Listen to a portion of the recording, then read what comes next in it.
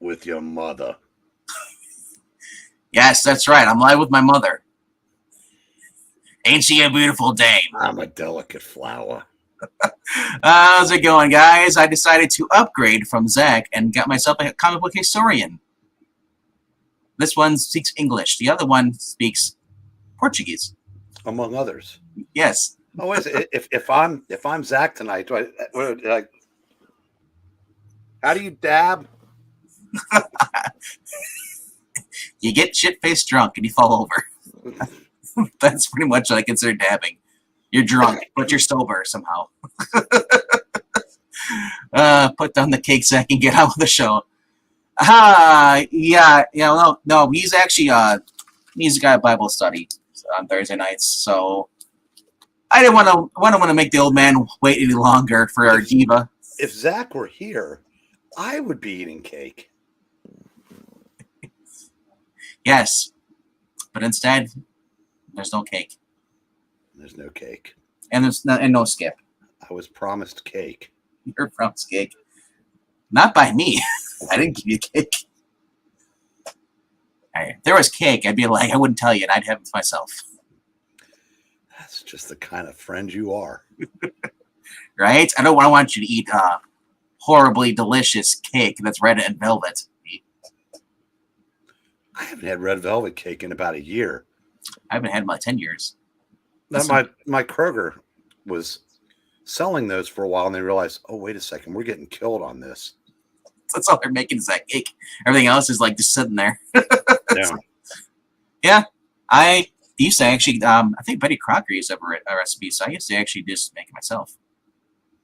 Store-bought's okay if you want to right then and there, if you can't wait, but it's like, I like the whole thing, like the mixing the batter and all stuff, and then like, the spoon and all stuff. It's like all of the incentives. And now, ladies and gentlemen, let us introduce LK, and he will give you his recipe for the cake that Venkman just described. Let me play the video. About putting up the Mariko. Didn't take Mariko Tamaki long to get in the chat tonight. I did not bring up cake. No, Zach did. It just kind of brought up itself. All right. For those who are wondering what we do here on the Best of the Week, well, you just found out. We talk about food, and then Mariko Tamaki enters the chat.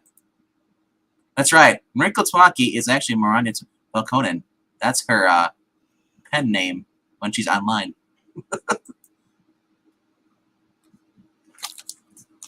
3 minutes until I get killed by Miranda. I don't know that it's going to take that long. Wishful thinking. All right, so what we do here on the Best of the Week, other than talk about food, talk about Mariko Tamaki, we actually do talk about the books that came out this week. Obviously, Brain, I think you got 5 books this week, you said? One could argue talking about food and Mariko Tamaki is preferable to talking about the new books of the week, but that's a matter of perspective, I suppose. And yes, I did. I got 5. It's probably the biggest new week I've had in about a year. Sounds like Mardi Gras for you. You go there once and once every while. I've only read one of them, and the other 4. I mean, and a bunch of back issues, but yeah, I'm getting She-Hulk's memories. Oh, memories. Okay, and you spelled memories wrong. Of course, we're not. Yes, but we're not here to correct grammar or spelling. No, I'm not. I don't get paid for that. Neither do you. So once again, I'll tell you. What we do here is we talk about the books that came out this week. I got my books. I'm going to tell you what I got. I'm going to show you. And I rank them from least favorite to favorites. The books the show that we normally do on Tuesdays, called Top Tuesdays, Top 5. I take 5 books out of my poll list, and I decide, which I think are going to be the best of the week. So, with that being said, I'm going to count down and see if those books from Tuesday night are in my top 5 tonight. I got a healthy stack here. And I'm just going to guess, since I haven't read mine yet, I'm going to predict what my 5-1 will be. That sounds good. And no one will ever know if I was right or not, but I will know. Including me. I'll make it my mission to find out. You need a better mission. That's all I can afford. I need to level. I need to level up. All right, and then after that, I got some back issues. I got from Ease Auction. and then some I got from my local half-price bookstore. So, without further ado, I'll start with my least favorite of the week, and thank God it's the end of the series. And make myself full screen here. Wow, this when you don't know the character and you put out a book, but at least the covers are great. That was a disappointment for you, wasn't it? It was. But it was only 10 issues. But man, it's like how can you mess up a character this bad and still allowed to make it like, for mature rated M for mature readers? When you don't know the character and you decide to put your own spin on it, you're best off not writing it at all. And so, what was the case? Did they make it more girl power? I hate men than the character was designed to be, or what did they do that? Well, they decided to, without telling you, sneakily put it in there. Oh, it's the daughter who hates her mom. The mom has nothing to do with this. She's Jennifer. The mom was Jennifer Blood. That was her alias. So the kids decided, all grown up now, decided for whatever reason, oh, we're gonna be just like our mom, the mom who we hated because she killed our father, and we hated her, for what she did. So. Are they trying to say that because their mom, she's the mom's daughter, that she's that messed up because it runs in the family? Which isn't the case, so it shouldn't, because the mother, the only reason she went around killing people is to get revenge against her 4 uncles who murdered her father and took her mom as a sex slave hostage, basically forced her into a loveless marriage. All because you're jealous of the father, who was the smartest of all the kids that was running the gangs. Yes, it was horrible. Read Trusty's comment. The demon estrogen. You know what? That would have been a better story. That was and then I said, gone. All forms of man arise within me. The demon estrogen. I mean, if you've ever read the original ones by Stephen Grant, and the follow-up or the one before that with Garth Ennis. I mean, this is the interior art I'm getting here. That's not normally the interior art I would expect in the Jennifer Blood story. It's more cartoonish with blood. That is becoming so all pervasive in comics that I've been hearing about Public Domain by Chip Zdarsky. Yeah, I pulled that off the shelf today, and I was going to buy that because, if I actually find a couple things that I want more. It's one of those, petulant things. But the art was cartoony, and I put it back. Yeah. And it's like there's no standards for comics anymore, for comic art, because the audience that they're cultivating came up on Tumblr. So that I don't know who looks at that and says that's good art, but it's not. No, and it sucks because it's Fred Van Lente, who normally writes good stuff for Dynamite. Yeah. But this was just like just shades of effed up. It's like it's not your normal what you expect of the character. It's like taking the Punisher and turning him into Bugs Bunny, but not even a good Bugs Bunny. It's like a knockoff version. I'm gonna be disappointed when you get to the end of your review if you don't go, but that's all, folks. For this character, I mean, they said that she might be back. But I don't want this crappy character. I want the real Jennifer Blood. I want the mom. The mom gave up the life because she realized she had a problem. You're getting older when you say, I don't want the daughter, I want the mom. Well, in this case, the mom's a MILF. And she's good looking. The daughter is all shades of crazy and not that.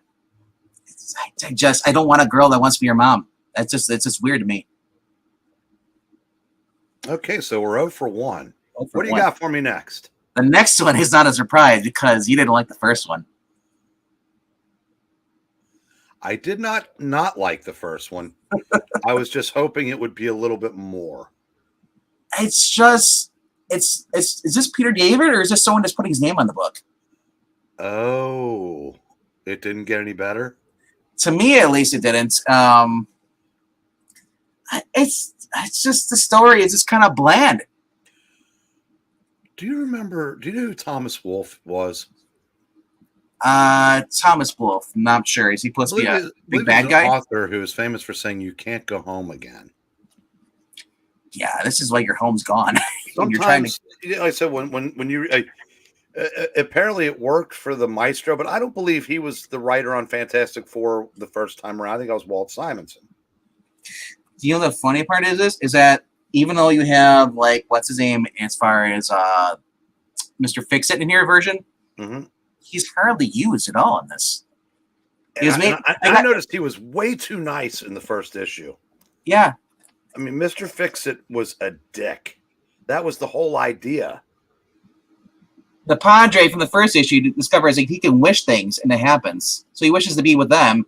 And he comes in and he falls, he throws him, he's like, here, have a seat. And like, and it's like, and then Logan threatens him. He's like, you can't throw in a priest. It's just his bad Peter Parker jokes. Okay, that's yeah. When you get to a book that I'm sure will be in there somewhere, we will talk about that. That Wolverine face and hair, looks terrible. Yeah, I know it. Why does Spider-Man have Blue Beetle's eye goggles? I mean, why does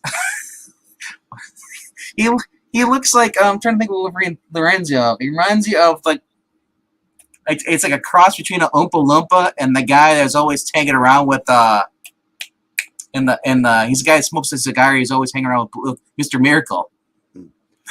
Oberon? Oberon. Yeah. Hey, you know what though? It's kind of refreshing to not like a comic or not be wowed by a comic book because it's just not a good comic book and not because of any agenda or statements being made. This just isn't hitting. So in this issue, Spider-Man, he made a quip about that Johnny has a cool has a new cool tag name for like saying "Flame on." She's like, I should come up with, and they're like, no, don't do it. And so he does it. He's like, oh, webs ahoy. And I was like, no, that's not even funny. No. Maybe if you're 5 years old, or don't know any better. Like I said, this is supposed to be Peter David, or is this Peter David heavily edited? Yeah, I don't know because, his Maestro series, which I read a couple issues of, and it's good. Maestro is never my thing, but it kind of had that same feel. But this just, I don't. No, this isn't. Listen, I don't think I made a mistake by bailing on this. No, I probably would be bailing on too. I was really cool because I was like, oh, it's Peter David. And you get the whole Mr. Fix-It, and you're getting Spider-Man, Ghost Rider and Danny Ketch, and then like you're getting Johnny Storm, and it's just like. And Logan, but it's like, this was at the beginning of the original story. It was the beginning of the overuse of Wolverine. Wolverine, Punisher, Ghost Rider. Was it a 90 series? It was like 1990 when those issues of Fantastic Four came out. Because that's what it just reeks about late 90s Desperate Marvel. Not late, but it was early. But this writing feels like late 90s Desperate Marvel. Yeah, it's just bad. Honestly, I said I call me crazy, but if I read a Fantastic Four, I'm kind of partial to Ben, Sue, Johnny, and Reed. No. I mean, I don't mind this for when they did that for 2 issues in the title, but I'm just not sure that's something that needed to be revisited 32 years later. No. So my next book. We're getting better now because that's better than the other one, and not because this is the third book I'm showing it. It means it's I hate it. Actually, I really do like it, but there's a lot of books that came out. I've got this. I got 16 books this week, and I like them for different reasons. And so this book got better. Now, some people could be put off because it looks like she's starting to fall for Jack. She's starting to have a crush on him, and they're trying to let their bonding. She does get in a fight in here. It's not like all like I thought it was me like all hugs and kisses. They're interrupted by this guy for whatever reason. He's like, now the problem is with this character, he's pretty much if everybody's ever read of Mice and Men, there's this guy named Lenny, and this guy just attacks them for no reason. Going after Jack, and then they're stopped by supposedly we find out later it's his wife. But instead of them going to jail or goes up, he's like, who are you? You gonna call the police? How will that help? the King of Heart, she's like, not every superhuman is as super as you. Just let us be. Wow. So they're trying to say because not everything, because if someone has an issue, mentally not all there, send them to jail won't help them at all. Get the help that they need. No, but just going off to do it again. That's a perfect solution. Exactly. Now, is this are you doing your top 5, or are we starting at 16, 15, 14? We're starting at 16 at the bottom. 14 to the 16? Yeah. She-Hulk? Yep. Okay. I noticed in issue 4, which I did not read number 5 yet.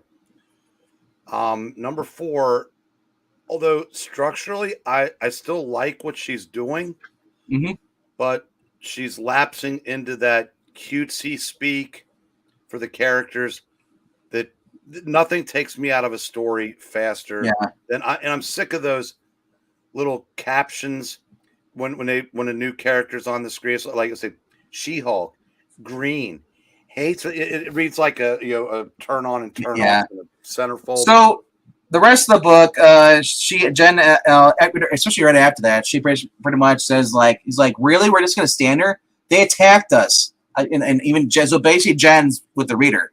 It's like, they attacked us, and we're just gonna let them leave, and Jack's just gonna let them go. It's like, nobody was hurt, and you see them picking up the chairs, and the owner's just pissed, glaring at them. It's like, what? No one's gonna call the cops, so it's on the verge where it might go with what you said about cutesy and stuff like that, where it might not. Well, it's definitely going to continue to do that, because that's the trap that they all fall into, because they fall in love with that kind of cutesy speak. Yeah. And he's still wearing the costume and everything, the little shirt he gave her like 4 issues ago. I mean, the question whether or not you continue to enjoy She-Hulk, because again, it's not a bad book. Now, if the dialogue doesn't, if the kind of dialogue doesn't bother you, you're going to continue to enjoy this book. If you've been reading comics for 50 years and you've read every She-Hulk ever published, you're going to look at that and say, maybe not so much. Is that Nightcrawler? Yes. This is actually kind of funny, but for issue 6. Now, like I said, it's mid She-Hulk right now, not what we're used to reading, but it's a lot better than it's been in the past couple of years. Oh yeah, hey, I'll take this over Mariko Tamaki's Hulk. So that's why it's kind of down at the bottom of the list of my stack. Next issue. We're getting better here. This was actually really good.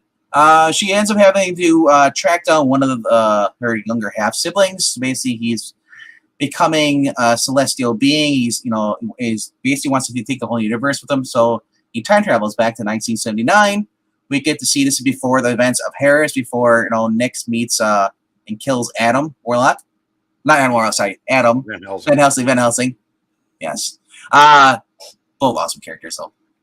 But yeah. So when it's really cool to see her, and this is a different side of Nyx I normally don't see.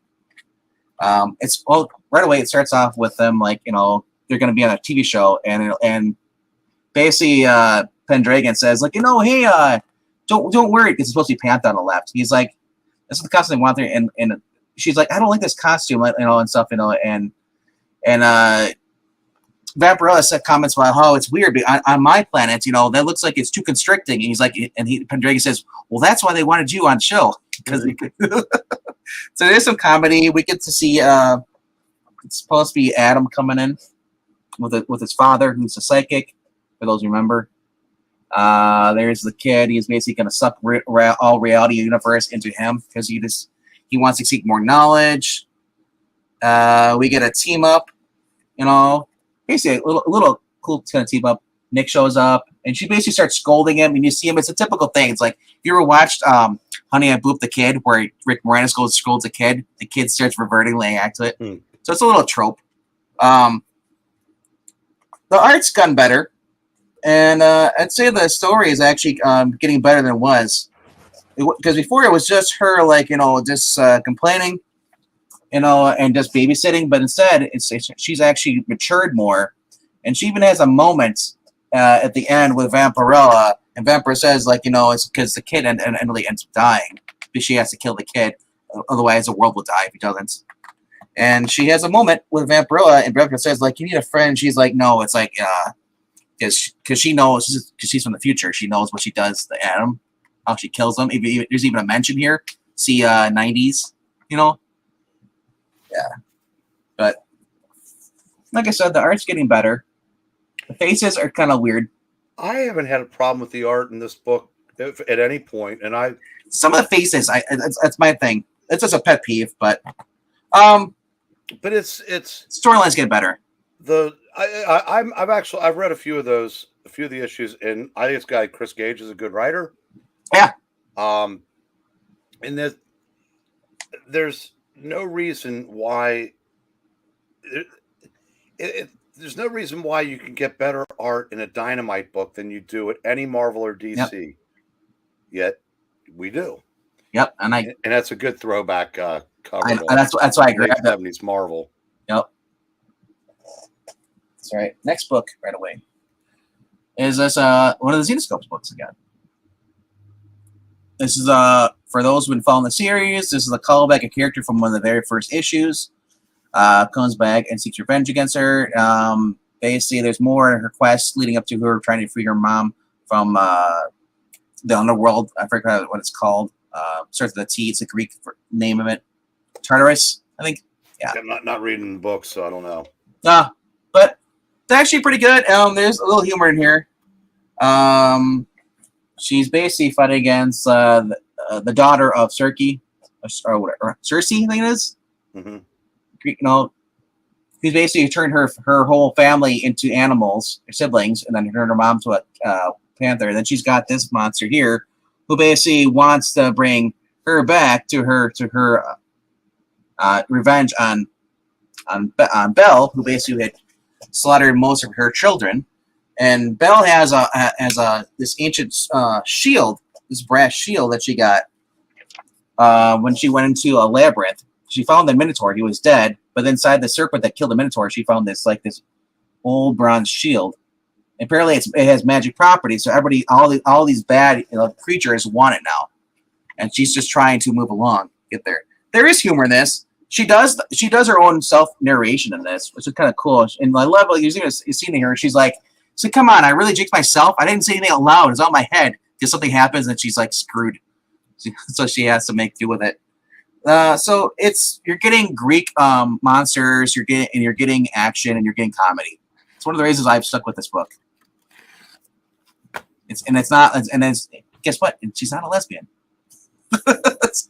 What? I know, right? Yeah. Now, like I said, it's 32 pages, and it's actually worth the money. And the cool thing about this company, they actually give you they have where they're going, events where they're going to be.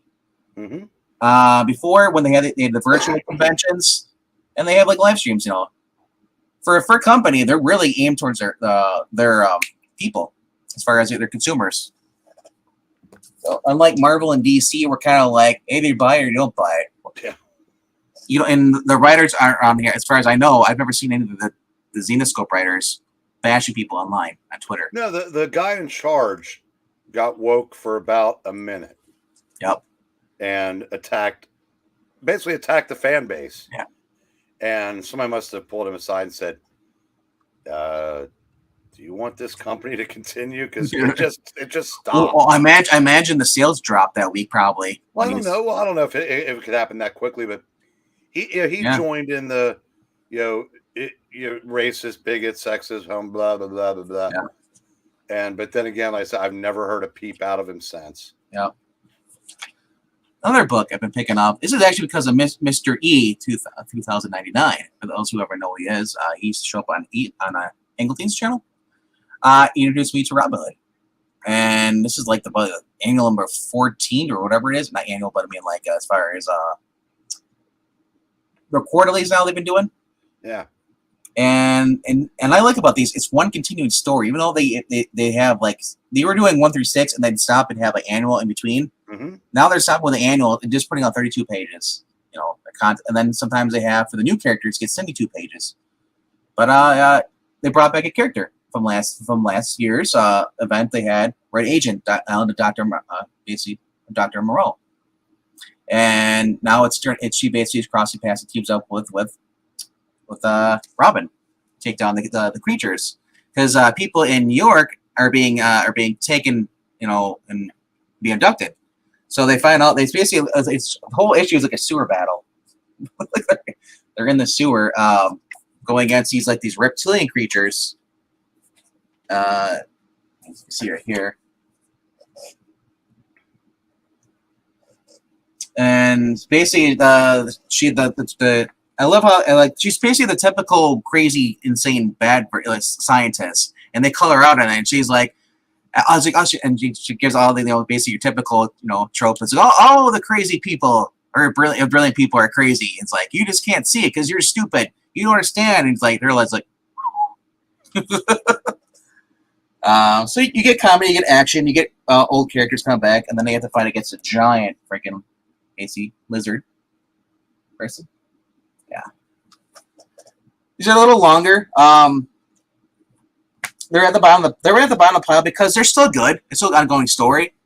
But the comedy isn't. A lot of the books that are higher up on the list have more. I like the more comedic books. The more faster paced. These are more like there's a subplot in between these. So as you go through this, it's leading up to the next thing. It's constantly ongoing movie story. So, but yeah, when I got the cover here. I won't deny I got the cover because I like the cover. So that's a good cover, actually. You see where the arrow is? She hit the sewer line up there, so it's pouring on her. She followed her into the sewer. So, no. And for those who don't know who Brittany is, she's Red Riding Hood, but she's a werewolf. You can control wolves. No. Basically, Fables. Fables was the characters were superheroes, I guess, in a sense. Yeah. Okay. Yeah. Next book is, and sadly, it's the last issue. This is actually, I didn't realize this is actually done through, I think it's Panini, or what's the name of it? Yeah, Panini Comics Italy, original production. So it's, yeah. But it's translated in English too, so. I saw that, and that's the first time I've noticed the book. That's a very striking cover. It's Chichetto doing the cover for this. Ah, makes sense. Yeah, guy on Daredevil. So, how many issues did that? Was that a 4-issue series? Six issue series. So 6. Okay, so this is number 6. Yep, number 6. It leaves kind of an ending, but but it's almost like a cliffhanger. So I'm hoping it comes back with another issue, another round, because man. It's the way it leaves you with questions, and it says like the end, but it also says the bottom here. It says maybe not. How's the interior art? The interior is all Chichetto. Oh, so okay, he does the interiors as well. He does everything in this. Aha. Now, when was this series actually done? This issue came out this. No, I'm not saying. But is this something he was doing now, or is this something that he did earlier in his career that they're just now releasing? I think it's been going out during Daredevil. Wow! So if he's got time to do 2 books a month, that's impressive. Yeah, and like you said, you got it's a zombie book, but not in the sense of zombies you think. It's and it's just I don't want to give away the plot really as much. I would just say. Start from issue 1, see if you like that. Go into it blind, and either you like it right there with that issue, or you don't like an issue. Because I feel like I gave you a synopsis. Like you already know the zombies in here, and it's a guy in a hut, and that's a guy and his estranged wife, and their group of soldiers, and the zombies. So any more than that, I feel like I'd give away the plot, the actual thing, purpose of the story, but. It's just so beautifully drawn, and just like you get scenes like this. It's like, yeah, the industry definitely needs more Marco Cicchettos. and he's not even writing it. It says no. I'm talking about the art. Oh yeah, the art. Oh yeah, like everything. When Chichito was drawing Spider-Man in the Daredevil books, wow, I was like, I haven't seen like art like that in forever. There just aren't that many good artists because the big two don't pay squat. Yep. So you saw that art. My next book. We're almost at the top 5 here. We're at 6 now. Is Venom, Protector. Now this, unlike the Peter David book, is great. I'm enjoying this. There's humor. Eddie basically being his kind of his goofy, like a villainous self, like he was in the page of Spider-Man. I have 2 takeaways from that book. Yeah. It's in 2022. It's really cool to see David Michelini doing a monthly title, not co-writing. No, he's doing the whole writing by himself. And now, as for the art, that page you just showed, yeah. If you don't look at any more, that book has good art. Really? I do not like that art. Again, too cartoony. There's a lot of it that just looks too much like. I mean, it's better than some of the stuff I've seen, but in an industry where outside of the McFarlane books, where anything's going to cost at least $4, I think you deserve better art, and I don't think Venom delivers. On this book, it kind of looks like the early 2000s books, right around, or maybe not early 2000, but 2007. And then all Marvel books have this press, and as well they should. Yeah. And I will say, I have no doubt. I mean, I am not reading Venom. I looked. There was one sitting on top of some boxes, and we were waiting to go to lunch today, so I paged through it, and I have no doubt that it's well written. I just don't think it's well drawn. Yeah, I can look past the art because I appreciate it. The only problem is that there's a character in here. You see him right here. He's the one to get him in the face with the shield by Taskmaster. That's Stiletto. Is it? Did they race swap him? Or is it a different character? He just uses throwing knives. That's my question. No, Discus and Stiletto are white dudes. Yeah, that's my... So... Well, maybe it's just somebody else that took the name. Maybe the one from Power Man's still in the story. Yeah. Of course, we get the epic conclusion here with him fighting against the bad guys and all team up. They want to... Now, I will say this artist does draw a good Venom. It reminds me of the classic Venom. I just think, again, some of the people, some of the normies in the book, just don't quite measure up. But again, that's probably a me problem. So this is next. This is the next issue cover. So, and the reason it doesn't really bother me because I watched the '90s animated cartoon, and this kind of reminds me of the Venom from that series, 1994 cartoon. Used to be on TV, so that's why I kind of like it now versus like Kate's, where Kate's looked more horrifying, But all right, we're on to the top 5 now. Ash, you just showed up in time for the top 5 of the best books of the week. Wow, top 5. Number 5. Liefeld's been writing this, and he's also been drawing it, and it's just been fun. It is just like it reminds me of the original Deadpool before it became famous. Now this still has what you guess you'd call cartoonish art, I guess maybe, but it's typical Rob Liefeld art though. Look, if Rob Liefeld's drawing a book, you know what you're getting. Right. You're going in. So again, that's he is who he is. So I have no problem with that. A lot of full page spreads though. I noticed that there's like 3 or 4 of them in this book. I was just going through. It's like how many wide page spreads do you need? But we even get there's even I forgot what his name is in here, but he's one of the villains. He's supposed to be like the replacement for Weapon X. But and then we get this from the Defenders Beyond. Yeah, look at that. Yay. That's what you want, right? The one on the left. What the hell is that on the right? Al Ewing, Javier Rodriguez. Loki leads the Defenders against unexpected foe from beyond. Oh please. And it's got Galactus' mom on it, too. No. No, make it stop.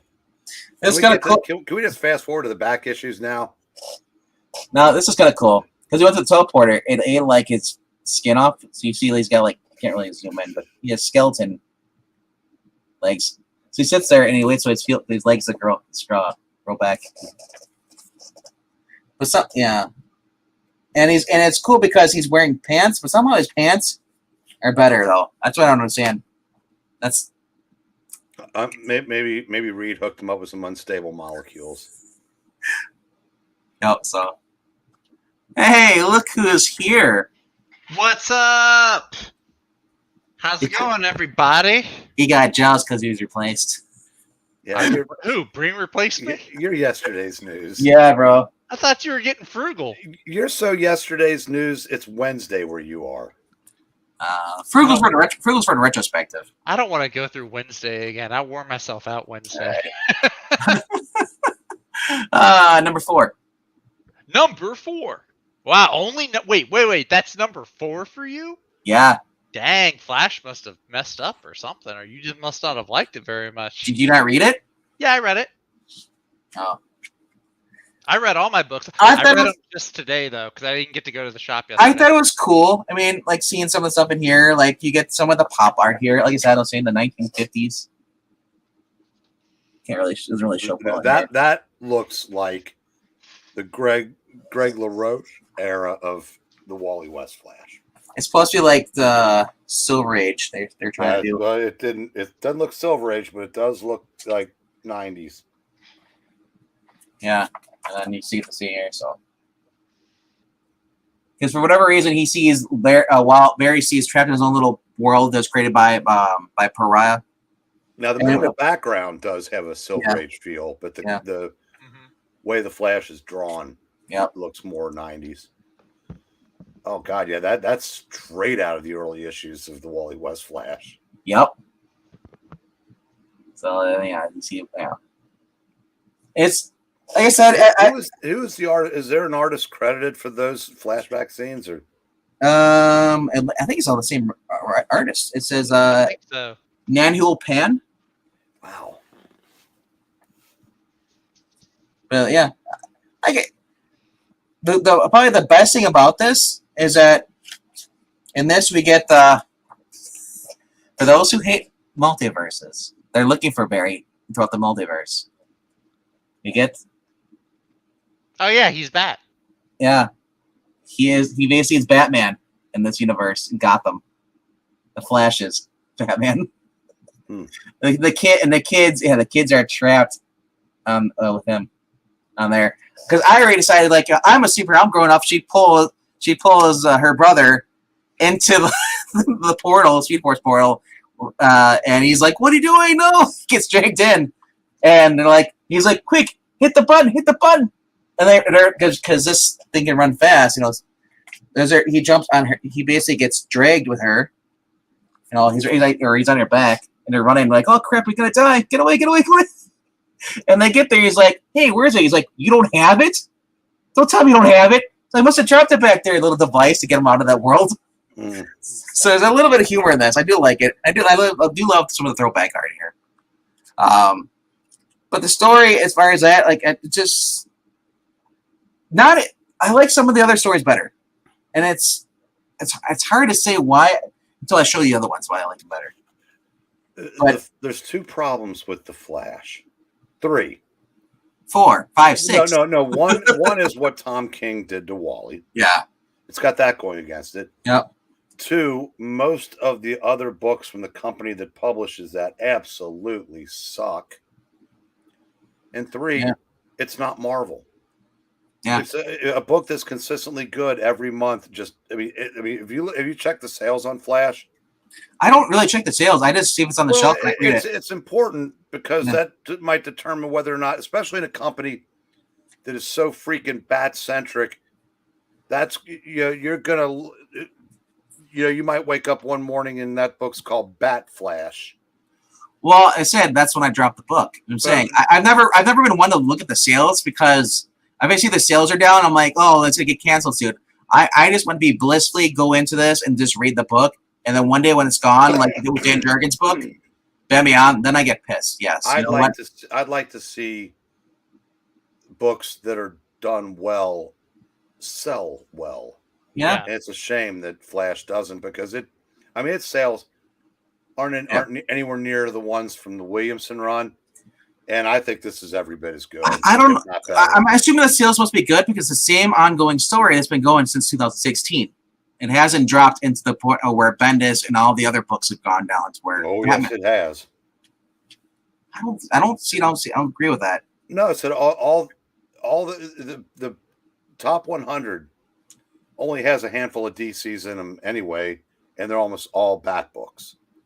And that's a shame because I said people should read the Flash instead of that 7th Batman book. I'll say it doesn't mean anything. Maybe the sales are dropped because people don't like the stuff that we like. We older. Well, I think what the problem is, I said so much damage has been done to the Wally brand. So much damage has been done to the DC brand. They've put all their eggs in 2 baskets. Yeah. One has Batman and the other has the LGBTQ. Well, when remember Marvel has a mech strike, now DC has their own. They truly. Yeah, I'm going to be reading that. They truly don't care about anything other than that. Zach's the problem. That's why he's reading those books. It's like this DC mech thing that's coming out. Well, it's just like nobody at DC cares about the Flash. Well, no one really cares about Neil Adams. Apparently, they're putting Tom King on the story. They care about the Flash because they can't get Ezra Miller to behave for 2 seconds so they can market it. Well, it goes back before that. Tom King does a little thing here with drawn by Neil Adams' son back of every DC issue. That was kind of nice, I thought. I thought that was if Tom King wasn't writing it, it'd be great, but I like the art though. Tom King can write a nice thing. Yeah, I won't trash a guy for a good gesture. Yeah. I'll wait for the next thing he does, which will probably be trash. Right. A broken clock can still be right twice a day. That's my philosophy. Well, we don't know. Maybe they didn't want to do it. And they're like, we'll pay you 3 times your figure. It's like, fine, I'll do it. We don't know. That's what's going on. That's true, too. All right. Top 3. The book that beat up Flash. This is just so much more fun. This is Batman the Knight, number 7. For those who are a fan of the animated series, we had Zatanna and Bruce kind of being like, mentioning how when they're younger, how they mentioned how he trained under her father.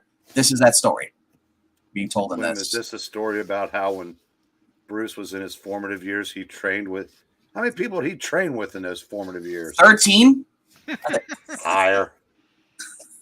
But this is one of them. Yeah, and they were childhood friends growing up before he, and now as all these years back, he's tracked down Zatanna and he's training under with him, and he wants to learn magic because he figures if I go against a magic user, I need to know what defense against magic.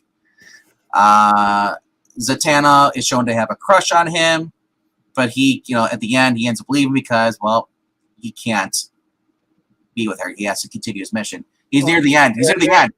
And he's busy making out with that dude in that other book. He didn't make out with any dude. What are we talking about? If there had been one more panel, he was. He was getting ready to do some smooching. No, he wasn't. He was playing the guy because the guy, the guy was gay himself, so he figured, I'll throw a charm at him.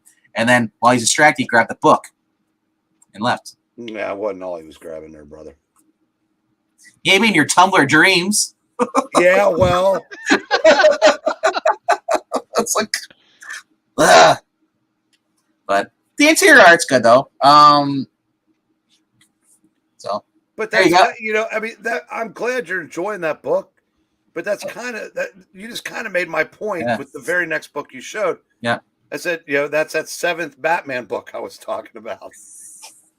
You don't have a point. But at least to your credit, I'm only reading 3 Batman books.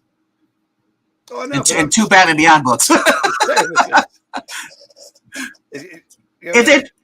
the only reason I'm reading this because it's not Tom King butchering it; it's Zdarsky putting a spin on it. No, I mean, I'm giving Zdarsky. If it wasn't Zdarsky writing this, I wouldn't be reading it. Oh, I'm not. I'm just busting your chops on that. I know. It would be cool. Like I said, if people would realize that there is more to DC than the Bat. So my top two books of the week, bro. Number 2. And I'm sad this is over because I want more. I mentioned the back issues of this are probably like really, really hard to find or really expensive. Did you read this? I haven't read it yet. Oh my gosh. My shop didn't have any. It was sold out when I got there. Oh my gosh, this is great. I read 1 through 4 today. I will say, I'm guessing you haven't, but read the backstories in there. Oh yeah. Oh, I've been going through that. You haven't? They tell you the stories about the creators and everything. Yeah. Oh my gosh, it is great. This is what I want. He kind of feels like a Peter Parker to me in a sense. How he jokes around and but he's still serious and he has a sense of responsibility. I can see that. That's what I was taking my takeaway. But overall, I think it was issue 3. You find out about the girl pilot, and how she doesn't like guys, she likes girls. And I haven't read number 3 yet because I didn't get why mine. Haven't you? I gave my copy up to a customer. Screw the customer. You're a customer. That's what I'm talking about. There you go. But now I'm going to go back and read 1 through 4. No. The German here he's a stereotypical bad guy German, but boy, he is an awesome villain in this. I just been enjoying everything in here, and yeah. So with that being said, I'm gonna get to my number 1. Just want to pick up my stack of books that fell over. Just 1 second. My books fell over on the bottom here. I got a stack. Womp womp womp. That happens when you got no room. I have like 40 books, man. How about a GoFundMe to replace that chair? Sounds like you need a new box, a new short box. We'll replace this chair. This chair's actually comfortable now. And how about just get it reupholstered then? Actually, you know what it is? It's those fake leather chairs. So after a while, it just starts peeling off. Sucks. And then a GoFundMe to replace this couch. Because someday I'm just going to sink to the bottom and never be able to get out of it. Then we'll actually send out an SOS for you. Yeah. Just to see if you're alive before I go in and take the books. Number 1. World's Finest. Fun series. Dun, dun, dun. I really enjoyed this. And I don't... People don't like Mark Waid, but... Wow, the interior art is great in this. You got Dan Mora. Your throwback Silver Age. Look at the little lines they're doing for the cape when he flies around. That's cool. Rumor has it that it's selling better with each issue too, which, if that's true, that really hasn't happened since the first Sean Murphy White Knight. Oh, really? Yeah, because almost always the first issue is the best-selling one. Yeah, there was a lower stack of them than like some of the other books. So like my LCS, they have the back area where the pull boxes are. I love this. This is classic Batman. They have orders. They have like a table where all the new releases will be. So if somebody didn't think to put like World's Finest on their pull list, they can go get it off the table for like the members at the LCS. And World's Finest had a much lower stack than some other books. Like they had the Avengers, X-Men, Eternals. That thing was almost had 2 stacks. Like it didn't look like anybody was getting that. Hey, did you hear that guy that's doing that book has $3 million amassed already? Yeah. 3 million. Yeah. And then Eric July hit 3 million. I saw that. Maybe it's because there is an appetite for stuff like that and what Venkman is showing right now. Elastigirl looks good. Elastigirl. Look at the splash screen for the title. By the way, we retrospected Doom Patrol 92 this week. It should be coming out soon. Oh, you'll like Elastigirl is hot in that. Nice. Yeah.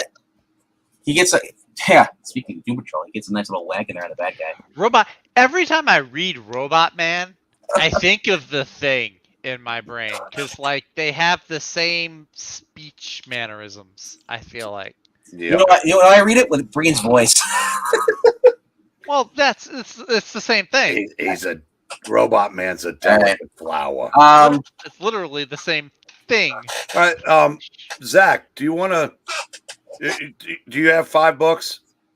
I've got 6. Okay, 7. when you get to number 5, why don't we trade off since I actually have 5 this week? Yeah. So I'll let you go, and then after that, after you guys are done, I got some back issues to show off. Wait, so am I doing 2 first, like my low 2? You can do 3 first to get to number 5. Yeah, I'll do my. and it keeps that pretty face on camera longer. No, I have 2 before I get to 5. I got 7 books. That's what I said, Common Core. I was homeschooled, thank you. I had quality education. You were banned from the schools? Are you sure? Pretty sure. Yeah, tell my mom otherwise. I'm not gonna. Are you sure you passed high school? Yeah. Mom just say it's flawed. All right, I'm gonna do my bottom 2 here. Yeah, I'll do these. Okay, so bottom tier for me.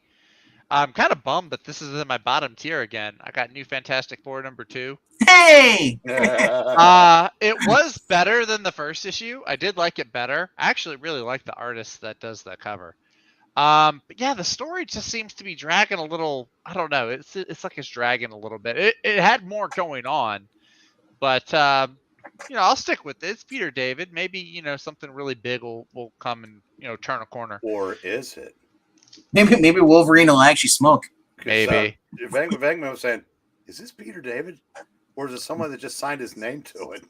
Maybe. I mean, it doesn't. Hulk was not as funny as he was, or as mouthy as he was in the last issue. He wasn't even really in this issue. I forgot he was. Yeah, it's mostly Ghost Rider, and there's some stuff with Spider-Man has a few lines. Human Torch has a few lines. You mean the Spider Beetle? The Spider Beetle. Look at the eyes. Yeah, he's got actually kind of. Goggles. I kind of dug the art for Spider-Man. I kind of dug the art on the interior for this. You probably don't remember Humberto Ramos' version of Spider-Man. He had the giant eyes too. The big feet. I like Spider-Man with the bigger eyes usually. Maybe it's because I read Ultimate Spider-Man. His eyes always seem really big. If there was ever a Spider manga. Do you know who has the big eyes? Manga? Do you know what character always has the big eyes? Deadpool. He's the only character you should have with a mask that have the giant eyes. Number 6 I got. First time this has been in the bottom tier. She-Hulk number 5. Why did you say that, Mariah? No. Off panel. No, this one, I mean, it's still a good story, but there was just no action really. It didn't feel like a lot happened. You got scolded. It was action, but it was then you're as a reader, because you're supposed to be She-Hulk's point of view. It's wait, he committed a crime, but he's special. Don't put him to jail. It's what the hell is this crap? Okay, well, I was gonna say, it's mostly just the writer reminding us, instead of moving the story forward, it seems like the writer's reminding us, hey, I know the Jack of Hearts lore, which I commend her for knowing the Jack of Hearts, with Avengers Disassembled, but it's okay, you need to move on from that. Actually show us something. Yeah, the new guy the new crazy guy and his wife we call him Lenny. Could be interesting, but they didn't really show us anything. But yeah, it was all right. It wasn't bad, but it was a bit more of a letdown. It made it 5 issues without. Yeah. So without anybody here saying, "I'll never read another one as long as she's on the book." Yeah. And that's kind of it. It took 5 issues to get one that I was just kind of So yeah, I haven't read that one yet because number 4 I was telling before you came on. Yeah. Mm-hmm. Rainbow Royale is sort of lapsing into that cutesy speak. It's like people that want to write like Joss Whedon but don't know how to stick the landing. Yeah. It's becoming not a CW, but an early WB's romance. Well, it's Bendis you put that on steroids, and now I guess maybe people are trying to write like that. And as long as it doesn't get too much worse, it kind of took me out of the story in issue 4. And well, this issue, they have dinner together. He's like, "Why aren't you in She-Hulk form?" And he's like, "Because I'm trying to blend in. I don't bring attention to the fact that you're still a fugitive." And then he says, "Well, I could always move back to my mansion and just pretend to be a ghost. I'll even keep my normal size face, looking out the window to scare kids away." I got a chuckle out of that. Like I said, that was kind of funny. But yeah. But he said I'll even put. She's like, because he says in this issue, he says I have to get new clothes. I can't just keep wearing your stuff. And he's like, he's just still thankful that he's actually back to being human. He doesn't have these powers. But she's convinced that this muscle bound, mentally challenged individual might be related to his case, what's going on with him. And they're all trying to avoid Avenger. He's just like, eventually they're going to find out.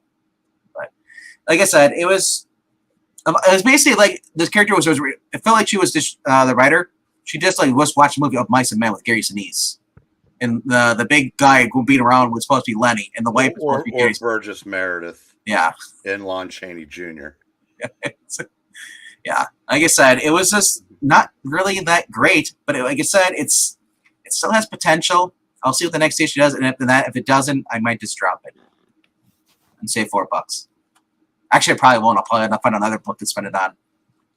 I've no doubt. All right, so Zach, that was your bottom two. That was my bottom two. So Breen, go right ahead. No, you're already on camera. Do number 5. Okay, sure. Number 5, Skybound X. Number 25. Yeah, I got that too. Battle Beast. But I didn't read mine though. Well, you should read it. No, there's some good stories in here actually. The Beetle Beast, Beetle Beast, Beetleborgs. the Battle Beast story was pretty cool actually. It sets up a nice introduction. It looks like he's about to have his own spin-off series coming, which I think is cool. He's leaving Earth. He's going out into space. It's a really cool premise. Mm-hmm. So I'm excited for that. I don't want to give too much away, but it is worth reading. These other stories that were in here, The Dark Ride is being written by Joshua Williamson. That one is actually the one that grabbed my attention the least. Oh, that sucks. It's like I don't know. I guess it's like a demonic theme park. Maybe, it might just be me. It could be the concept of the story. It's not the writer. Yeah, it might just be the story concept. It's not the writer. But yeah, it's like this guy seeing demons, in like mirror reflections and stuff, and he's trying to take his kids to this theme park, and he ends up beating up a guy because he looks like a demon, but the guy really just skipped line. Is this Bruce Campbell? He's seeing deadites when they're not really there. Maybe. So yeah, Dark Ride was bottom tier for me. Chroma was actually also a really cool story. More of a fantasy twist to it. I really dug it actually. That was really cool. I can't tell you who wrote that off the top of my head, but Chroma was a cool story, and then Scurry was pretty fun. It's these little animals. They can talk, and they're just kind of hiding out and surviving in a kind of apocalyptic landscape. So that was a fun little story. It's a bunch of mice. It kind of feels like if a Disney cartoon took place in the apocalypse. It was fun. No, Dark Ride does not have a black character, Ash. My God. I'm just kidding. Maybe it did. I honestly you couldn't see him if it was dark. I read so many books today. I couldn't tell you. I don't remember. But yeah, that was my number 5. Was Skybound X number 25. Cool. Moving on to number 4. I got DC versus Vampires. This is the All Out War spinoff. This was actually this was pretty interesting. It takes place well into the vampires have taken over Earth, but there are like a few hidden cities that are surviving, and so this one Deathstroke lives in. It's actually really cool. At the beginning of the book, Deathstroke and Blue Devil and Damage from JSA, as I remember them, they actually are on they go trying to find a Lazarus pit to drop Batman's dead body into, because they're trying to bring back Batman. But they get found out by Azrael, who is at this point, he's a vampire, and Blue Devil and Damage get vampirized. Or no, Blue Devil dies. Damage gets turned into a vampire. But Deathstroke knocks Azrael into a Lazarus pit, which cures him of his vampirism. But yeah, then they go back to this little city where Booster Gold, Mary Marvel, Captain Atom are all living. And then, yeah, they're just trying to figure out a mission to kind of cure the vampire. And in this, the cure was actually the Lazarus pit, not blood from Harley Quinn. So it looked like there may be some different angles they're trying to come at this from. But anyway, that's it. So Breen, go ahead. I already did 5 and 4. So yeah, so you just wait. So you only had 4 issues? no, I have more. But Breen said, "Yeah, keep them on the screen." I thought you flew right past 4 to another 5 to 4, so you might as well finish. No, go ahead. So wait, are you face up there? I'll do a couple. Were you just throwing up random books, or were you going from least favorite to favorite? Order. I have he's going in order. Mine are just random. These are in no particular order. Okay. Alias. Ooh. It's a Chuck Dixon book that was done for another company years ago, but they stopped paying, so they just stopped the series. And now that's not based off the Jennifer Garner show, huh? No. Antarctic is redoing. They're redoing it for Antarctic. Oh, okay. This is about a hitman who no one has ever been able to figure out who he is. Like, no one that hires him even knows who he is. And the government's trying to put a stop to him. And there's a scene where he sets up in a small town to learn about his target, and takes up with a girl that, one of the residents there. She finds out who he is, or she sees the gun in his, I think, like, guitar case or whatever. So he kills her, so he thinks, but she lived.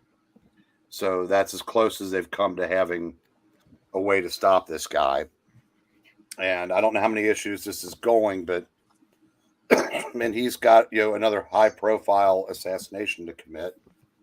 And like I said, it's Chuck Dixon, so it's. Let me see his face again. Does he have a mustache? In this photo, he does, or whatever that. Oh, okay. It looks like Ray Liotta, the hairstyle. Let's see. Let's pull up another one here. Fables. Hey, that's another one. I completely forgot to pick that one up. It's Black Forest. Yeah, it's a continuation of the Bill Willingham series. I think this time around it's going to go 12 issues. I'd be able to talk more about it if I had read it, but again, like I said, this was a great series. All the spinoffs were great, and I said definitely recommend picking that up. And now we're back to Zach with number 3. This is so confusing. You should have just went down 5 through 1. Shake things up. Keep the audience guessing. Shake things up? Okay, well, let's goodbye, Zach. I'm waiting to see if he kicks me or not before I put a... right when you go talk. I got this, Zach. Rude. Number 3. Flash. See you do it. And I was playing you for 40 minutes. I dabbed when the show started. Did you really? Oh, nice. See, that's how you dab it. See, I had no idea. See, I didn't know how to do it either. I ended up like elbowing myself. He was having I thought he was having a stroke at first. I look more like I started a boxing class yesterday, so my arm really hurt when I did that just now. Wait, you're putting stuff in boxes? No, I'm actually I took a boxing class, like exercise. I know. I was making comic book jokes. He's a pugilist now. Pugilist. Pugs are ugly dogs. I'm sorry, they just are. But no. Flash 784. I like this issue. The main thing I think it suffered from was it's bouncing back and forth between 3 different story threads. Wait, where have I heard this from? Stranger Things season 4. You're the only one who's complaining about that show that I talked to. You're the only one. But no, it is still good. No, it shows Jesse Quick and Max Mercury in this kind of Mad Max reality. Then it goes over to Wally's kids as they're trying to get out of the Night Flashes multiverse. And then it goes to Wally and Wallace's encounter in that pop art universe. But no, I still liked it overall. It's just, yeah, the three parting instead of, I mean, you could have done maybe 2 parts. The reason I know Wally's kids are getting their own spinoff. They announced today at Comic-Con. Yeah, they're the best part of the whole entire issue, sadly. I don't know if I'd say that. I think I'd say that the comedy hijinks between them. That's they're okay. It's okay, but I'm not picking up the Flash just to read hijinks of his kids. I will be. That's great. Yeah, but it was still good though. It was definitely good. Thank you, Ash. Ash, me and you share an opinion again. First it was Thor, and now it's Stranger Things. It's long. That's what she said. You wish. Number 2. I give no apologies. This book is awesome. We see in this one, we see 2 team ups. My poster starts. You guys are doing Flash Gordon. My poster goes. They do move in herds. No, so you have Super Sor, Bat Sor, or Batwalker, and Wonder Dawn fighting the Gigantosaurus and the Bizarrosaurus, and then also you have the Aquaman variant dinosaur guy who's with Flash Raptor and the Green Torch. Show that cover again.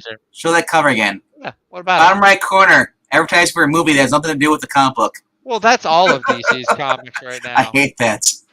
That's all of them. Actually, was it on? Yes. No, it was not on DC versus Vampires. It is on the Flash though. They didn't put it on DC versus Vampires, which is weird. But no, this was. I mean, this is just this is just good times, good fun stuff. They show like the Atrocitus dinosaur fighting the Green Torch. There's the reverse Flash Raptor. It's just Daniel Warren Johnson. They need to make this an ongoing thing, man. This is just fun. I don't know what else to tell you. The dinosaur nerd in me is loving it. So that leads to number 1. I wonder what it could be. I know. I feel like we copy each other all the time. But yeah, no, World's Finest. Number 5. This was actually, the finale was really, really well written, I thought. I loved how it was written. Supergirl, yeah, it's written in character, like perfectly. Supergirl was written well. Superman, I like how he's written. Like he actually plays like really, really smart. He fights really smart. You know, we think Batman's like the guy that fights smart and always has a plan, but yep. Superman actually, this one is really genius. Yeah, no, this was a great ending. I guess it's the ending to the story with the Devil Neza. But yeah, just really, really well written. Doom Patrol was in here. That was awesome. The way they were written. The ending, I'm a little about, like how it ties into, like, because it says there's like a panel. It's like many years later, and it goes to the same island, and it shows Damian Wayne. So I guess that's the story that they're gonna tie into. That's taking place in present day. If it's written well, could be good. I don't care for it. I like this time period that everything's taking place in. But yeah, really, really good ending to the first story arc. I really, really dug it. Mark Waid, don't like the guy, but he wrote a heck of a story. And of course, Dan Mora's art is just impeccable. I've seen a lot of people on Twitter that want Dan Mora to draw the next Justice League book, which I would be okay with. But yeah, this was fantastic. Fantastic book.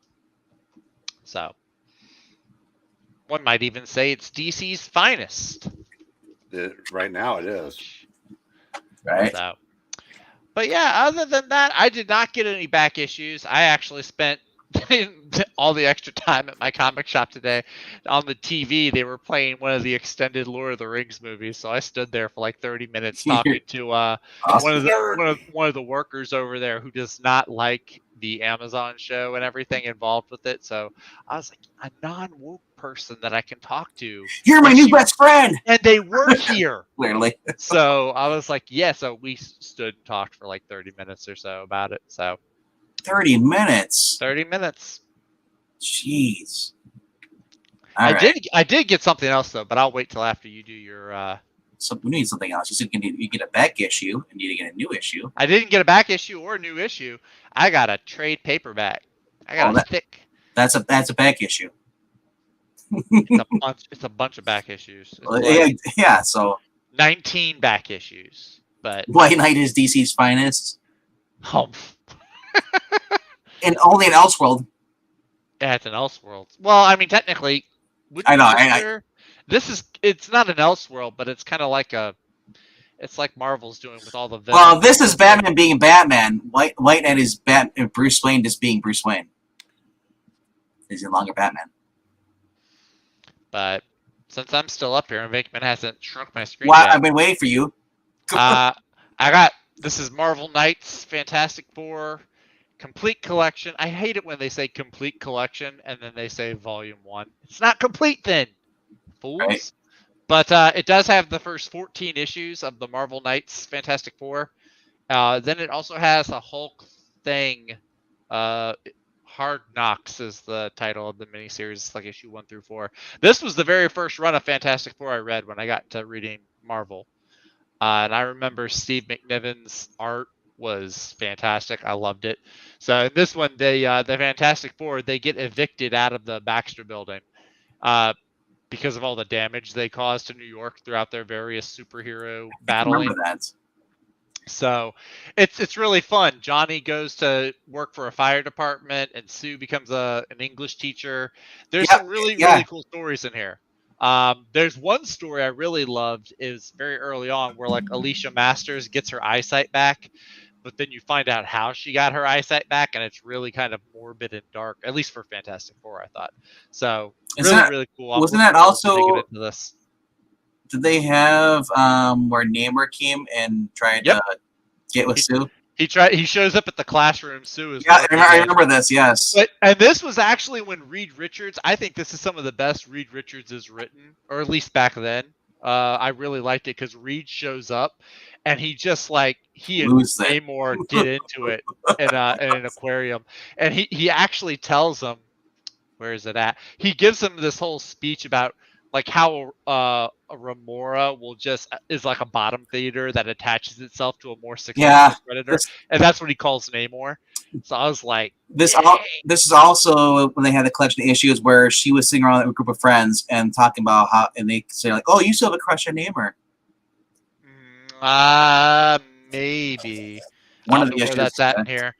Yeah. There's also a really cool one where Reed and Sue take Franklin out camping in the woods, and there's like an alien abduction going on. It's Dr. Doom. It's in the woods. Reed gets kidnapped by the aliens, and there's like these two civilians that are in there, and they're like, they ask Reed, why aren't you freaking out? And Reed just breaks everything down like Sherlock Holmes, because he's like, at the time, Marvel had him written, he's the world's smartest man. And so he's like deducing everything. He's like, there's this factor and this probability, and so it's like he's written like a badass genius, like Sherlock Holmes. So that was this is some of the best I've ever read Reed Richards as. I mean, compared to like now. So, but yeah, that's what I picked up. Got it for like $20 too. It was on sale. Nice. So, yeah. I'll quickly go through my bag. Go through yours. I know you said you got I'm right here. Oh, you got more? What? I had 5 books. Maybe you guys should show all 5 books and bounce it back and forth. Well, apparently I'm learning from this. Yeah, I still have 3, 2, 1. There you go. We made that work. Well, but you failed. There's no Pinky being scented. That's my apologies.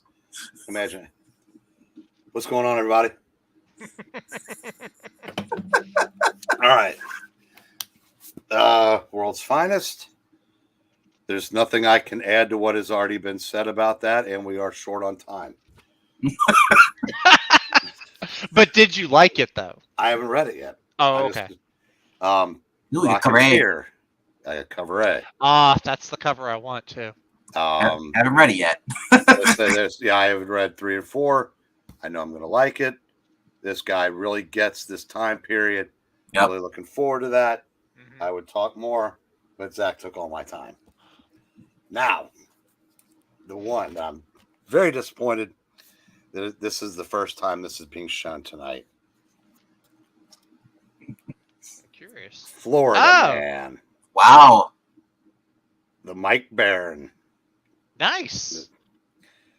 I've been hearing about this forever.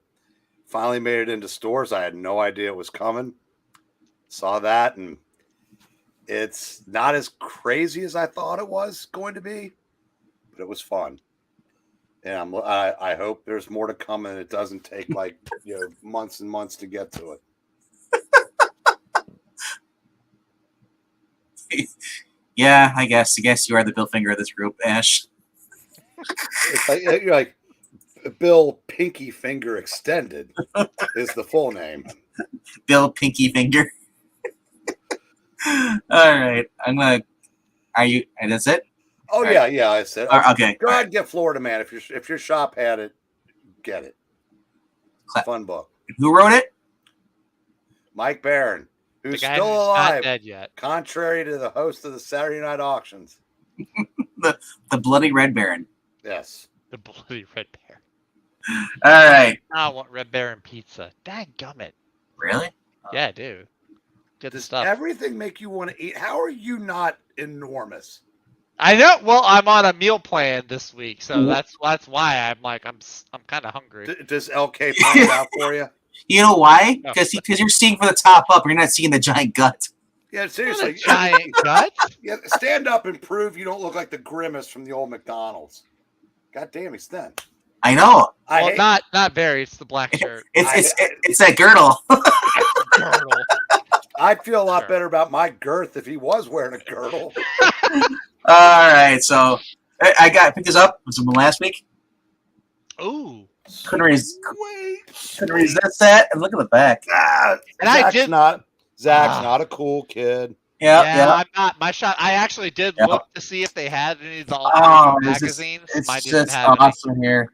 I was actually kind of bummed. Also, I forgot. I got this yesterday too. What's that? Oh, Shudder. Yeah, those are. I tell you, I'm liking everything here. And that's it's something about the All-Star Squadron here in the book here. Oh, that's cool.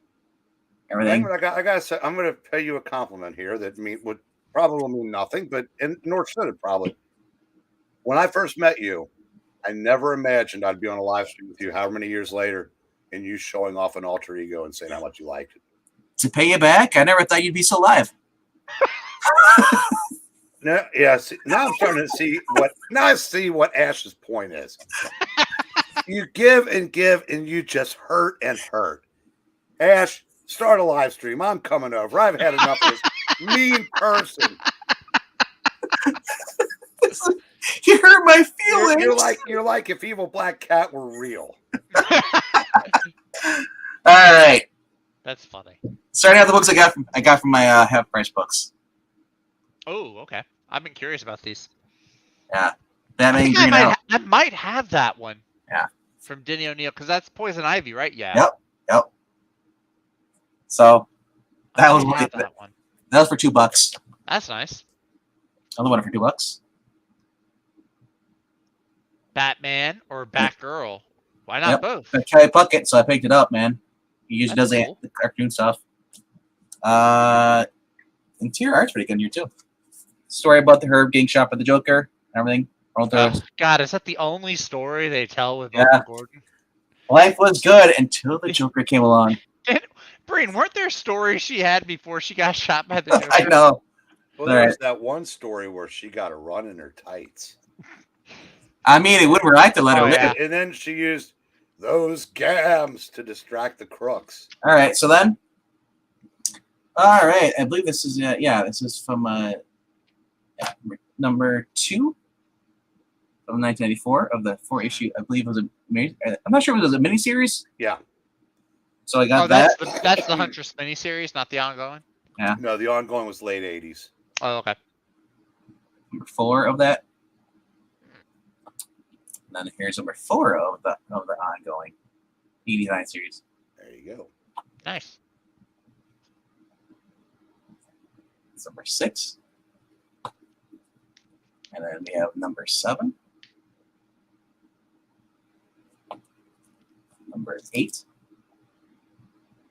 Oh yeah, I've seen that one with the crossword puzzle. Number 9. Number 9. Number 10. Number 11. Number 12. You just went on a Huntress binge, didn't It you? was right there. Number 13. I didn't even know you collected Huntress books. I did the other day.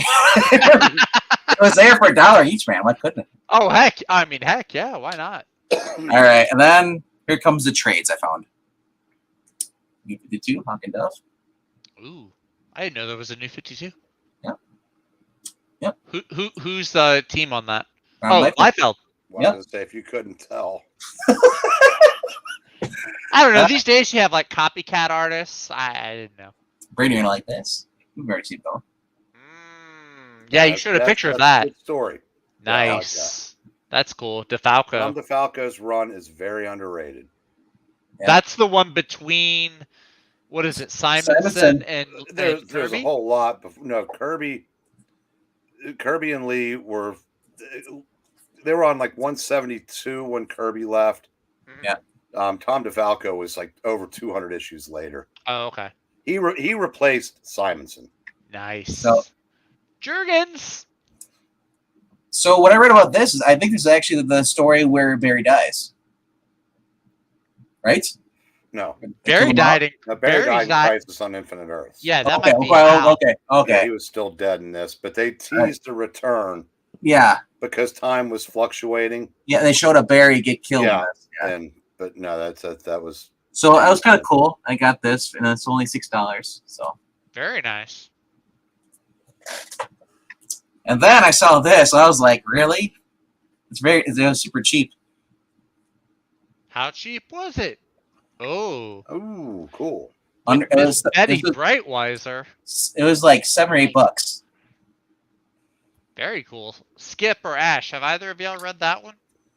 And then it comes, and I don't know if this is supposed to be You part got of a it. member of Criminal Cast right here. Oh, I'm sorry, Bree. So it comes with a No, calendar. no. Eat hot death, Richmond. I'm done with you. I'm fed up. No, I know y'all talk about Criminal, but that's I don't. Killer I don't like any of you. Volume 5 with Kurt Busiek. Trollop. Double trollop. Trumpet. God. But you know who's also in here? My young eyes. Carmine Infantino does a story in this. Does he really? Yeah. Oh, interesting. I was showing this Skip, the interior art. Where did I see it? The cover. I think it's the cover here. Let's see. Kurt Busiek in here. Dave Cockrum on pencils. James Fry. We also have Kelly Jones. Carmine Infantino. Trina Robbins. Colleen Doran. Yeah. Louis Small Jr., Jim Balent. Yeah, and then I think that's it for that. But, yeah, early stories from the Dynamite, including the Harris, some of the Harris stories. So, now this was cool because I've been collecting a bunch of these issues I'm getting from E. I found this. Hey. Mike Grill in a trade format. Very cool. So this is volume 9. This collects 73 through 80 and the origin story, Green Arrow, the Wonder Year, 1 through 4. That's cool. I just read that. Yeah. Now, this is another one because of Breen. You talk about being V getting Breen? Yeah, now you know. Now it's really. Oh. Now that's not being breened. That's when you show something that's already been shown. Yeah. But that's very cool. Well, maybe it's more graphic than That's Harvey Horrors. yeah. Let me know when you jump into that. Let me know what you think of it. Yeah. By the way, did you pick up those 2 Adventures into the Unknown or whichever that title was? If you just quit rushing me, sir, they're right here. Number 12, volume 12. Yeah, that's kind of cool. Bree and I will be sending these to you because I know you really enjoy them more than I will. And I am working on a Venkman package that you will enjoy more than me. Yeah, this one was actually $5. Super buy. Nice. And dropped it down. I've gotten one of those for as little as $3. Now, lest you think that I'm Nice. Ooh. So I said I am a huge fan of the ACG anthology books. There was that, and there was another one called Adventures into the Unknown. Yep. And I think another one called Unknown Worlds. And they all had a similar format. And I said I just love those. So that's awesome of you to do, Venkman. Yep. And what what else would be awesome? What? If you took my fat face off at full screen. I was looking at the All-Star comics behind you. You see, we had all 8 original. I saw that. Did you guys see the opening theme? No, I missed the opening theme. Comic Crypt and Castle Hills did a quick intro for us, and then he did the whole thing to a Temptations song. Oh, so nice. It's the as much as I like the show, the opening theme was the best part of it by a mile. Just like the JSA, who's left alive? No, we're all 8 of us are still kicking. Just like the JSA. Yep. All right. So these next ones are from E's auction, and I'll get to you got your books from E's auction. I haven't got mine yet. All right. He always liked Venkman best. He likes Venkman more. I understand that. Hey, number 1. That's nice. Ooh. Oh, hey, cool. Jay Garrick. I forgot all about that. Yep. Some Booster Gold. Oh yeah. Some more Booster Gold. Mm-hmm. Even more Booster Gold. Uh-huh. But well, wait, that one I might have passed on. But wait, there's more. Yeah, that's one of the ones you stole from me, you darn frog. But you know what? I lied. There's actually one more. So that's, and then there's Firestorm, the Nuclear Man, and Plastique. Yep, first appearance. Oh, is that the first appearance of Plastique? Oh, I believe so. And then we have Mighty Thor. with Fire Lord. That's neat. I like that cover. Yeah, is 306, 322. Oh, that's a cool one too. Yep. 323.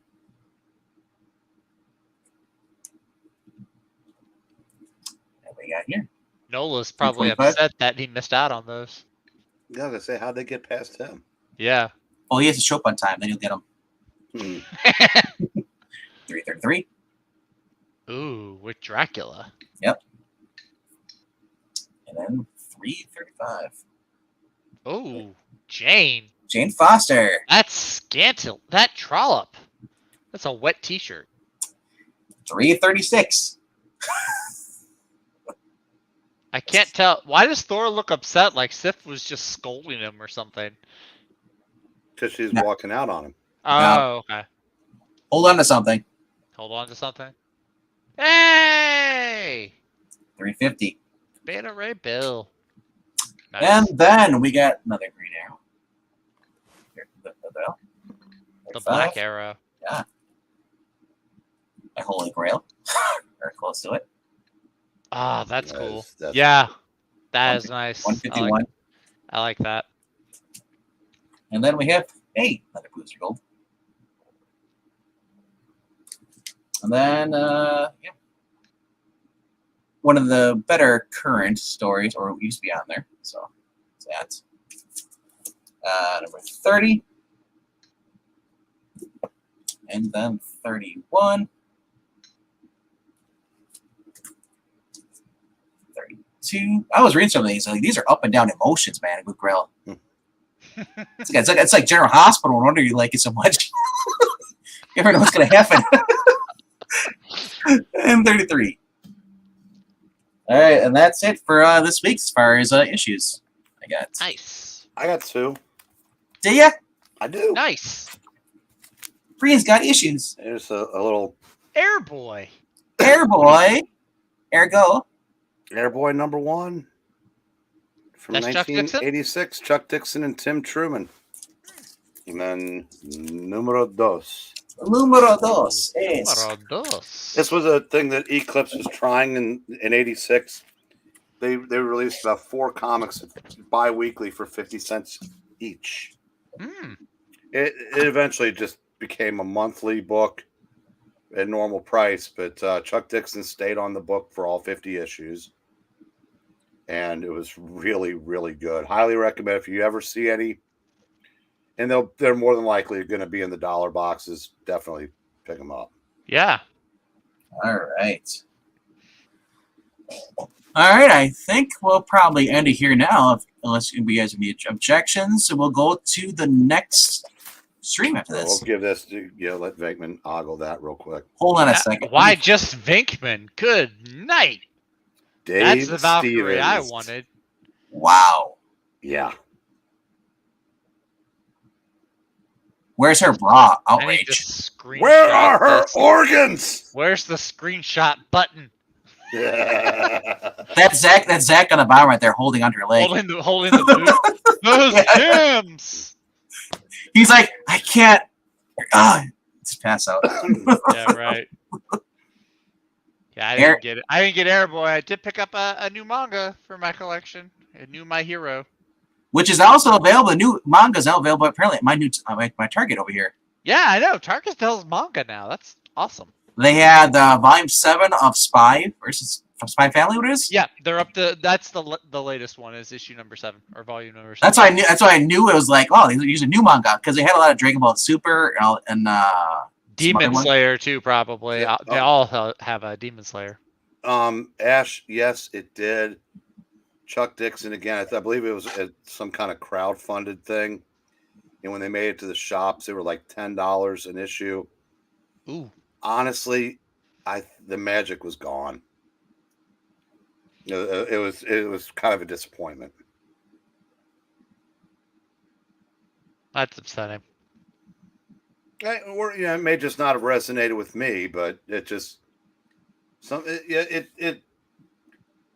it dealt with illegal immigration, and I kind of liked Airboy as just the politics of the original Airboy were like leftover Nazis. Mm-hmm. Now, granted, technically in the mid '80s, some could still actually be around. Because, Right. like, one of the things this was a 40s comic, 40s and 50s, and the two main characters were David Nelson, Airboy, and Skywolf in the Valkyrie.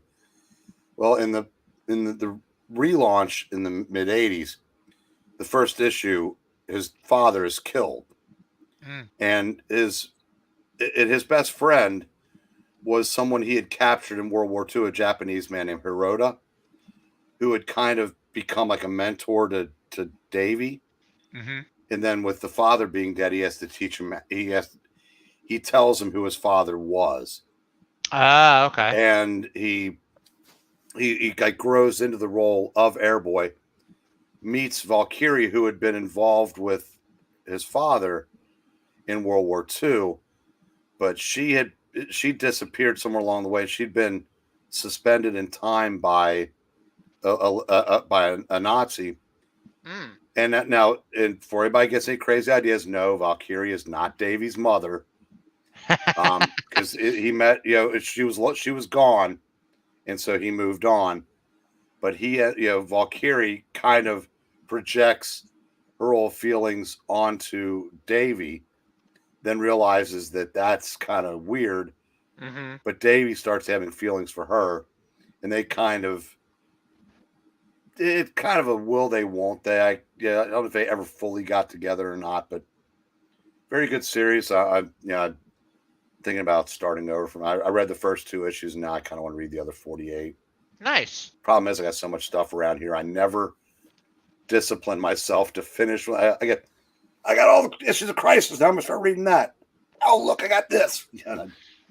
All these books on this workbench. I think I've only read this one stack. I've got 4 stacks behind it. These are all the new ones I've got from the LCS over the past 2 weeks. I need to put these away. But then I've got like that's my problem. And auction issues. Yeah. Instead of just I got it 1 through however many. I'm just going to go straight through. Mm-hmm. I never get all the way through. Yep. Darn E and his auctions. My back issues multiply like rabbits. I know. I got like 3 long boxes of just books I got from his auction I still haven't read yet.